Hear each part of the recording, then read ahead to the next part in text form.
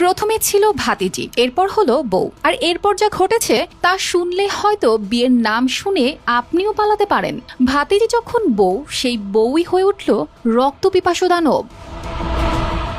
বর্তমানে প্রেম, বিয়ে ও সম্পর্ক নিয়ে চারপাশে যে ভাঙা গড়ার খেলা চলছে, তাতে মানুষ বিয়ে করতে ভয় পাচ্ছে। এটা নতুন কিছু নয়, কিন্তু সেই ভয় এখন আর শুধু বিচ্ছেদ বা কলহে সীমাবদ্ধ নেই। ভয়টা গিয়ে দাঁড়িয়েছে আরো গভীর ও ভয়ঙ্কর জায়গায়। আজকাল বিয়ের একটা ভয়াবহ সাইড এফেক্ট যেন হয়ে উঠেছে নিজের জীবনসঙ্গীর শরীরেই নির্মম প্রতিশোধ নেওয়া। এমনটাই ঘটেছে টাঙ্গাইলের ঘাটাইল উপজেলার লোকের পাড়া গ্রামে। সব মশার বিরুদ্ধে সুরক্ষা দিতে এলো বসুন্ধরা এক্সট্রিম অ্যারোসল, মশার বিরুদ্ধে এক্সট্রিম সুরক্ষা। সবাই যখন ঘুমের রাজ্যে, ঠিক তখনই স্ত্রী রত্না বেগম ব্লেড নিয়ে স্বামী মোবারকের শরীর থেকে তার গুরুত্বপূর্ণ অংশ কেটে নেন।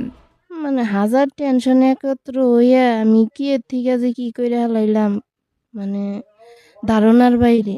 পরে ওই আমার আছে এটি তুমি করবার পারলা। পরে আমিও তো সেই ধরেন যে আগের পরিস্থিতিতে ছিলাম না, মানে আমি আমার নিজেরও কষ্ট দিছি, দেওয়ার পরে কোনো দিক না পাইয়া পরিস্থিতির শিকার হইয়া এই কাজ কি এর থেকে যে কইরা হালাইছি আমি কোনো পাই নাই, দিক খুঁজা পাই নাই।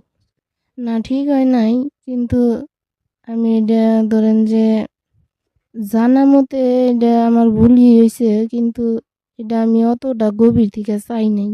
আমার উপর কইরা রাগারাগি হইয়া পরে মানে নানান টেনশন একত্র হইয়া পরে আমি এডি করছি আর কি। ঘটনার সূত্রপাত 7 বছর আগে। আপন ফুফাতো ভাই আকবরের মেয়ে রত্নাকে ভালোবেসে বিয়ে করেন মোবারক। পরিবারের সম্মতি না পেয়ে তারা চলে যান ঢাকায়। কিন্তু ভালোবাসার এই নতুন সংসারের সুখ বেশি দিন স্থায়ী হয়নি। প্রতিদিনই বাড়ছিল তাদের মধ্যে মনোমালিন্য, ঝগড়া বিবাদ। একটা ছেলে সন্তান জন্ম নিলেও থামেনি অশান্তি। অবিশ্বাস আর সন্দেহের বিষ ধীরে ধীরে ছড়িয়ে পড়ে দুজনের সম্পর্কের রন্ধ্রে রন্ধ্রে। তুমি বাড়িতে থাকো, আমি ঢাকাতে থাকি, চাকরি করি, টাকা পাঠাবো, আমি আসমো, ভালোভাবে থাকবা। ওর কথা হচ্ছে না, ওরে ঢাকা নিয়ে যাইতে হবো, ও জামাই স্যার এক মুহূর্তে থাকবো না। মানে এইটা নিয়ে কথা কাটাকাটি, ফোন নিয়ে আটকে রাখে, ফোন দেয় না বাইরের কাছে, এইগুলা নিয়ে মানে ঝগড়াঝাটি। তার আগের দিনও নামাজে গেছে, বাইর পিছিয়ে গেছে যে হলো করবো, মরবো, আত্মহত্যা করবো, গাড়ির নিচে মাথা দিব, হ্যান তেন। পরে নিয়ে আসছে বাড়িতে আইসা ও করছে যে কারেন্টের ইয়ার ভিতরে হাত দিছে যে আমি আত্মহত্যা করবো। পরে আমরা সবাই আটকাইছি, আটকানোর পরে ও সারা রাত আড়াইটা পর্যন্ত যে উঠানে বৈশা ছিল। বৈশা থাকার পরে তারপরে আমরা সবাই জোরাজোরি করে ভিতরে নিছি। সেদিনও ভালোই, সেদিন রাত্রে আর কিছু করি না। পরের দিন রাত্রে তারপরের দিন রাত্রে ওই দিন কোনো ঝগড়াঝাটি কিছু হয় নাই। তখন রাত্রে ঘুমাইছে, শোয়ার পরে এই ঘটনা ঘটেছে। এবারের ঈদে গ্রামে বেড়াতে আসে এই দম্পতি। এরপরই রত্না বেগমের মনোবাসনা পূরণ হয়ে যায়। রাতের অন্ধকারে পূর্ব পরিকল্পনা অনুযায়ী তিনি স্বামী মোবারকের পুরুষাঙ্গ কেটে ফেলেন। রক্ত আর যন্ত্রণায় মোবারকের চিৎকার শুনে পরিবারের অন্যরা দ্রুত ছুটে এসে প্রথমে ভুইয়াপুর উপজেলা স্বাস্থ্য কমপ্লেক্স, পরে টাঙ্গাইল জেনারেল হাসপাতালে তাকে ভর্তি করেন। যে ভিকটিম ওটা হলো আমার বড় ভাই।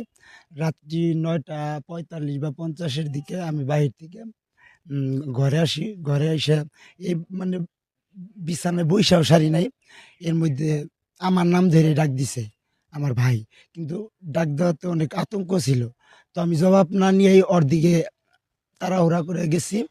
যা দেখি যে আপনার হইলো লুঙ্গি রক্তে ভিজা গেছে, মানে বুঝলাম যে ওর ওইটা কাইটা ফেলছে।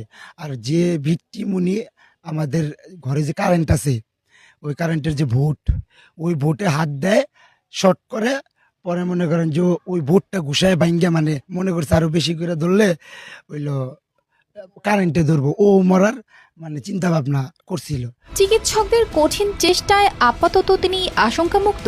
অন্যদিকে ঘটনার পরপরই রত্না নিজেও চেষ্টা করেছিলেন আত্মহত্যার। তিনি জানান সেই মুহূর্তে তার ভালো মন্দ বোধ ছিল না। গ্রামবাসী সালিশের মাধ্যমে বিষয়টি সমাধানের চেষ্টা করলেও মোবারকের পরিবার চাইছে আইনের কঠিন ব্যবস্থা। News desk, RTV।